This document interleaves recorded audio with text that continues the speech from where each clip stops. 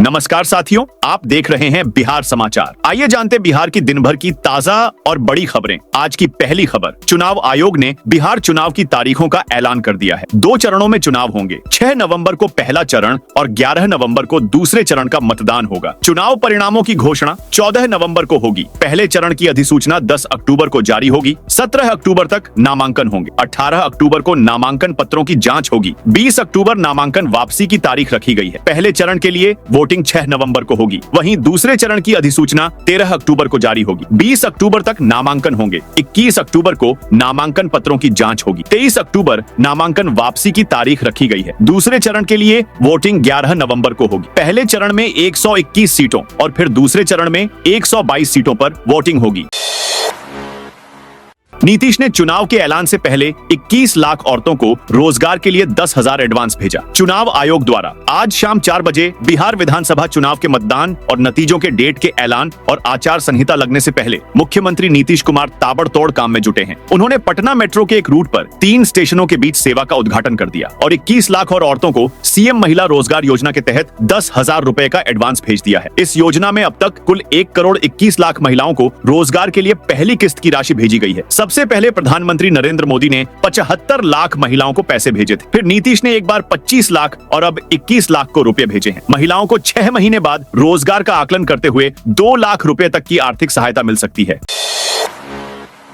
ज्योति सिंह बोली, पवन सिंह मेरे सामने लड़की को होटल ले गए। भोजपुरी स्टार पवन सिंह के लखनऊ वाले फ्लैट पर रविवार को जमकर ड्रामा हुआ। पूरी रात बवाल होता रहा। दरअसल बिहार से पवन सिंह की पत्नी ज्योति सिंह अंसल गोल्फ सिटी स्थित घर आईं। करीब 1.5 घंटे दोनों के बीच बातचीत हुई। फिर पवन सिंह वहां से चले गए। ज्योति पूरी रात घर पर ही रुकी, लेकिन उनके साथ पवन सिंह नहीं रुके। उन्होंने दूसरे फ्लैट में रात काटी। इससे पहले जब ज्योति घर पहुंची तो पवन सिंह वहां मौजूद थे। दोनों के बीच करीब 1.5 घंटे बातचीत हुई। फिर पवन सिंह बाहर चले गए। थोड़ी देर में पुलिस आ गई। इसके बाद जमकर हंगामा हुआ। ज्योति ने कहा, ऐसे इस घर से नहीं जाऊंगी, यहां से मेरी अर्थी ही उठेगी। स्वामी अविमुक्तेश्वरानंद बोले, हमें मुसलमानों के वोट नहीं चाहिए। शंकराचार्य अविमुक्तेश्वरानंद सरस्वती बिहार दौरे पर हैं। उन्होंने एक संकल्प लिया है, हम बिहार के 243 सीटों पर निर्दलीय गौ भक्त प्रत्याशी उतारेंगे ताकि हम गोरक्षा कर सकें। हमारा उद्देश्य केवल सनातनी मतदाताओं को संगठित करना और गौ माता की रक्षा को चुनावी मंच पर प्रमुख मुद्दा बनाना है। शंकराचार्य ने साफ किया कि मुसलमान देश के नागरिक हैं, लेकिन वे हमारे वोटर नहीं हैं। हमें इस समुदाय से वोट नहीं चाहिए। पर्याप्त संख्या में सनातनी मतदाता खड़े होंगे तो वे अपना राज खुद बना लेंगे। बीजेपी में शामिल होंगी लोक गायिका मैथिली ठाकुर। लोक गायिका मैथिली ठाकुर बीजेपी ज्वाइन करने जा रही हैं। बताया जा रहा है कि वो दरभंगा की अलीनगर सीट से चुनाव लड़ सकती है। इससे पहले मैथिली ठाकुर ने बिहार प्रभारी विनोद तावड़े और केंद्रीय मंत्री नित्यानंद राय से मुलाकात भी की थी। विनोद तावड़े ने मैथिली से मुलाकात के बाद एक्स पर लिखा, साल 1995 में बिहार में लालू राज आने पर जो परिवार बिहार छोड़कर चले गए, उस परिवार की बेटिया सुप्रसिद्ध गायिका मैथिली ठाकुर जी बदलते बिहार की रफ्तार को देखकर फिर से बिहार आना चाहती है। बिहार चुनाव में 17 नई पहल देश भर में होंगी। लागू बिहार चुनाव की तारीखों के ऐलान से पहले चुनाव आयोग ने 17 नई पहल की ऐलान किया। मुख्य चुनाव आयुक्त ज्ञानेश कुमार ने इसकी जानकारी दी। उन्होंने कहा कि यह 17 नई पहल बिहार चुनाव में लागू होंगी। बिहार चुनाव के बाद इन्हें देश भर में भी लागू किया जाएगा। मुख्य चुनाव आयुक्त ज्ञानेश कुमार ने बताया कि इन बदलावों के तहत एक पोलिंग बूथ पर 1200 से ज्यादा वोटर नहीं होंगे। इसके अलावा एक अहम बदलाव यह भी है कि अब मोबाइल फोन बूथ तक ले जा सकेंगे। फोन बाहर जमा कर वोट डालेंगे और वापस लौटते समय वहां से ले सकेंगे। उन्होंने कहा कि जिन मतदाताओं के नाम सूची में नए जुड़े हैं या फिर जिनके पते आदि बदल गए हैं, उन्हें नए वोटर आईडी कार्ड दिए गए हैं। इस तरह 14 लाख मतदाता नए हैं और इन सभी को वोटर आईडी दिए गए हैं। महागठबंधन की बैठक के बाद मुकेश सहनी बोले, शुभ शुभ बोलो, हम ही डिप्टी सीएम बनेंगे। बिहार विधानसभा चुनाव से पहले महागठबंधन की सबसे अहम बैठकों में से एक रविवार को हुई, जिसमें सीट शेयरिंग से लेकर नेतृत्व तक के मसलों पर मैराथन चर्चा चली। पूर्व डिप्टी सीएम तेजस्वी यादव के आवास पर हुई। यह बैठक करीब 5 घंटे तक चली और रात 11 बजे खत्म हुई। बैठक से बाहर निकलते ही वीआईपी प्रमुख मुकेश सहनी से पूछा कि डिप्टी सीएम कौन होगा, तो सहनी ने बिना झिझक कहा, यह भी कोई कहने वाली बात है क्या? शुभ शुभ बोलो यार, हम ही सरकार बनाएंगे और हम ही डिप्टी सीएम बनेंगे। सहनी के इस बयान को महागठबंधन के अंदर सीटों और पदों को लेकर चल रही रस्साकशी के बीच एक बड़ा सियासी संकेत माना जा रहा है। चुनाव के ऐलान से पहले पटना में दौड़ी मेट्रो। बिहार विधानसभा चुनाव के ऐलान से पहले पटना मेट्रो की शुरुआत हो गई है। सोमवार को सीएम नीतीश कुमार ने हरी झंडी दिखाकर रवाना किया। मुख्यमंत्री ने पटना मेट्रो से सफर भी किया। ISBT से 0 माइल होते हुए भूतनाथ तक गए। इस दौरान सीएम अचानक अपनी सीट से उठे और विंडो से बाहर का नजारा देखने लगे। दोनों डिप्टी सीएम सम्राट चौधरी विजय सिन्हा भी साथ रहे। पहले फेज में आई SBT से भूतनाथ रोड के बीच 3 स्टेशन के बीच इसे चलाया जाएगा। ये ट्रैक 4.5 किलोमीटर लंबा है। किराया फिलहाल 15 रुपए होगा। पटना के लोगों के लिए मेट्रो सेवा कल यानी 7 अक्टूबर से शुरू हो जाएगी। परिचालन का समय सुबह 8 से रात के 10 बजे तक होगा। मेट्रो 40 किलोमीटर प्रति घंटे की स्पीड से चलेगी।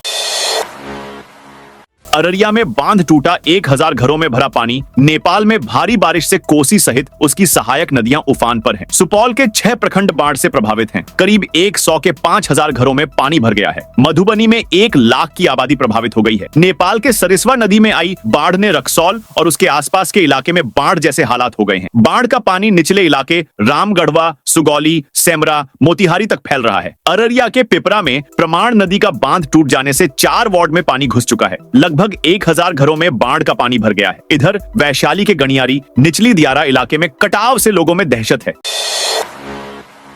भागलपुर में उत्पाद विभाग की टीम पर हमला। भागलपुर में उत्पाद विभाग की टीम पर हमला हुआ है। हमले में SI राकेश कुमार बादल और ड्राइवर उदय कुमार घायल हो गए। हमलावरों ने 3 शराबियों को टीम के कब्जे से छुड़ा लिया। गाड़ी भी क्षतिग्रस्त कर दिया। घटना ईशीपुर थाना क्षेत्र के बाघमारा चौक की है। जानकारी के अनुसार उत्पाद विभाग की टीम शराब बेचने की सूचना पर छापेमारी करने पहुंची थी। टीम ने मौके से 3 शराबियों को देसी शराब के साथ पकड़ लिया। जीप में बिठाकर थाने ला रही थी। इस बीच 4 बाइक पर सवार 8 युवक लाठी डंडे से लैस होकर पहुंचे और टीम पर हमला कर दिया।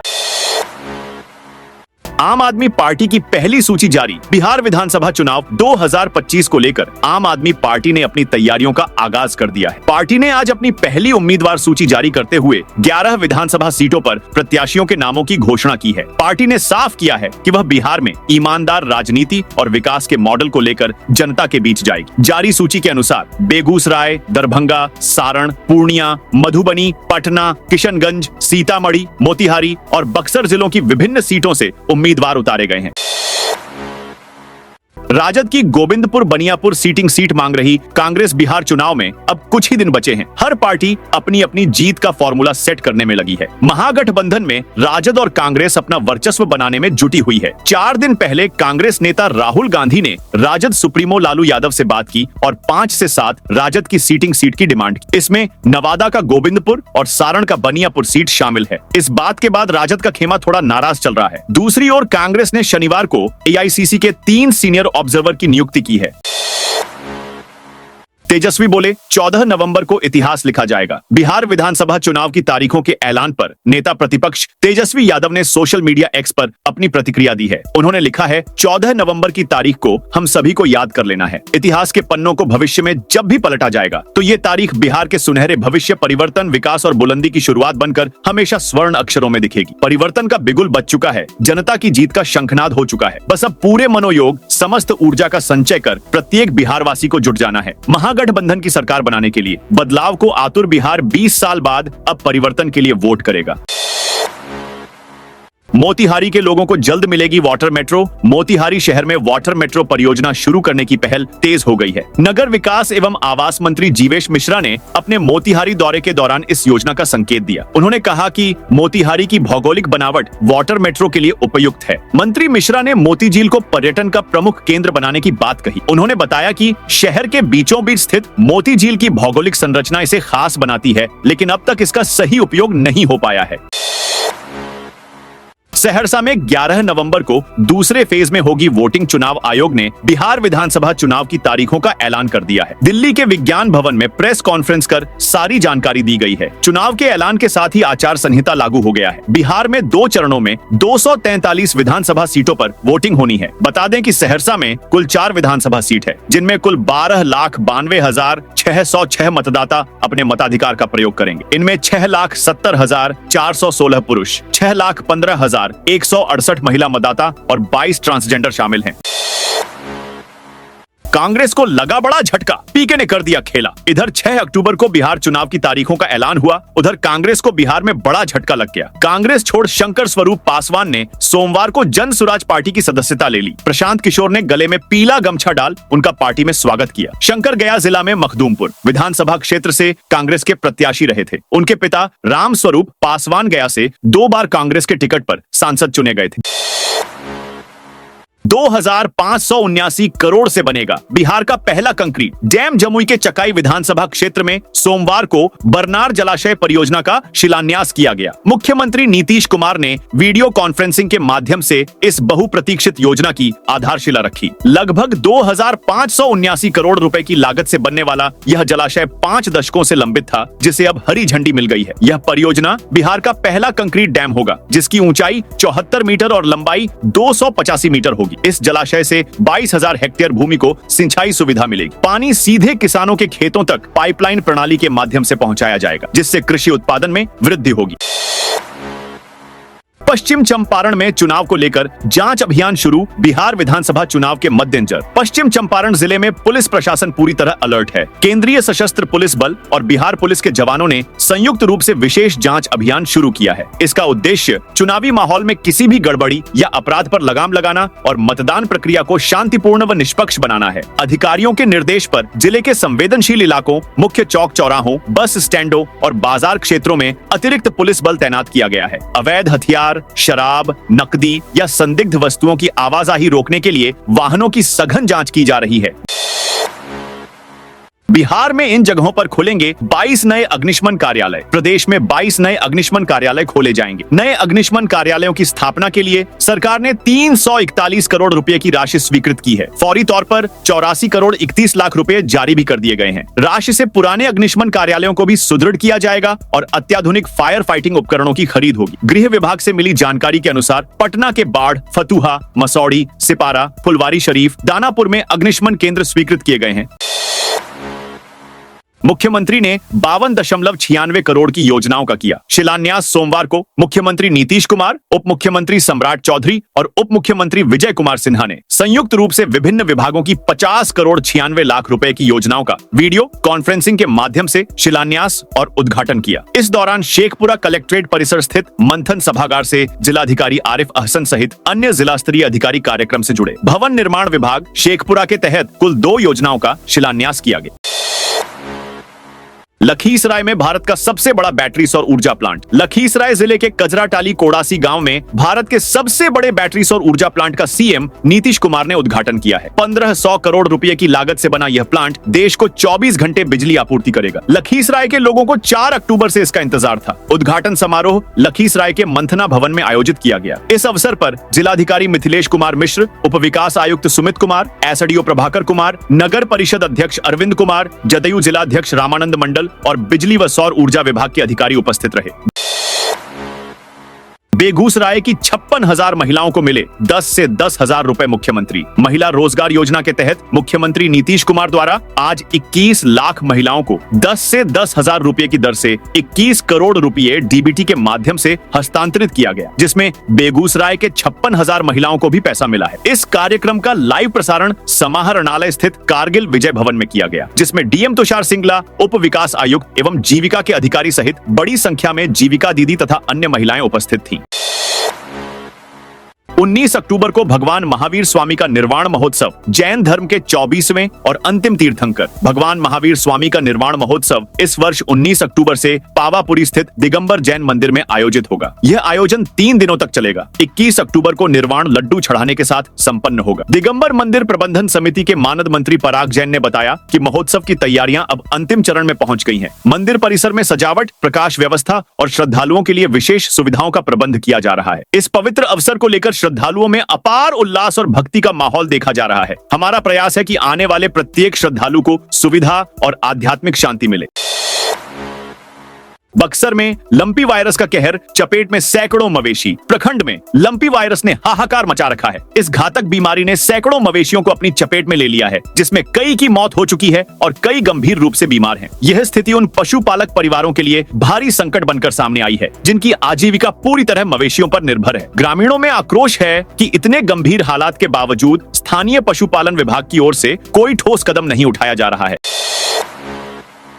पटना में बीजेपी ने शुरू की सुझाव पेटी रथ। बिहार विधानसभा चुनाव से पहले भाजपा ने जनता से सीधे जुड़ने और उनके विचारों को अपने घोषणा पत्र में शामिल करने की दिशा में कदम उठाया है। आज प्रदेश भाजपा अध्यक्ष डॉक्टर दिलीप जायसवाल ने पटना से पूरे राज्य में विशेष सुझाव पेटी रथों को हरी झंडी दिखाकर रवाना किया। साथ ही उन्होंने पार्टी की नई वेबसाइट विकसित बिहार का भी शुभारंभ किया। इस वेबसाइट के माध्यम से राज्य के लोग अब ऑनलाइन भी अपने सुझाव पार्टी तक भेज सकेंगे। नागरिक शिक्षा, स्वास्थ्य, कृषि, युवाओं के रोजगार, महिला सशक्तिकरण, उद्योग और बुनियादी ढांचे जैसे विषयों पर अपने विचार साझा कर सकते हैं। राजपुर विधायक ने पेश किया 5 साल का रिपोर्ट कार्ड। बक्सर के राजपुर विधानसभा क्षेत्र से कांग्रेस विधायक विश्वनाथ राम ने रविवार को अपने 5 साल के कार्यकाल का रिपोर्ट कार्ड पेश किया। 36 पन्नों के इस रिपोर्ट कार्ड में उन्होंने अपने कार्यकाल की उपलब्धियों और विकास कार्यों का ब्यौरा जनता के सामने रखा। इस दौरान विधायक ने दावा किया कि उनके नेतृत्व में राजपुर विधानसभा क्षेत्र ने विकास की नई दिशा प्राप्त की है। विधायक विश्वनाथ राम ने कहा कि उनसे पहले जदयू के संतोष निराला लगातार 10 वर्षों तक इस क्षेत्र का प्रतिनिधित्व करते रहे थे। वे मुख्यमंत्री नीतीश कुमार के करीबी माने जाते थे। इसके बावजूद राजपुर क्षेत्र का अपेक्षित विकास नहीं हो सका। बिहार राज्य कबड्डी प्रतियोगिता का गया में आगाज। गया कॉलेज खेल परिसर स्थित खेल भवन में रविवार को बिहार राज्य खेल प्रतिभा खोज मशाल के तहत राज्य स्तरीय कबड्डी प्रतियोगिता का भव्य आगाज हुआ। 3 दिवसीय यह आयोजन अंडर 14 और अंडर 16 आयु वर्ग के खिलाड़ियों के लिए खेल विभाग की सबसे प्रतिष्ठित प्रतिस्पर्धाओं में से एक मानी जा रही है। कार्यक्रम की शुरुआत मुख्य अतिथियों में जिला खेल पदाधिकारी सुरभि बाला, अल्पसंख्यक कल्याण सहायक निदेशक राहुल कुमार, प्रतियोगिता संयोजक आनंद शंकर तिवारी और मोती करीमी द्वारा संयुक्त रूप से दीप प्रज्वलित कर की गई। मंच पर उपस्थित अधिकारियों ने प्रतिभागियों का उत्साहवर्धन करते हुए इसे युवाओं की प्रतिभा निखारने का सुनहरा मंच बताया। इस राज्य स्तरीय कबड्डी प्रतियोगिता में बिहार के कुल 38 जिलों से 684 खिलाड़ी शामिल हुए हैं।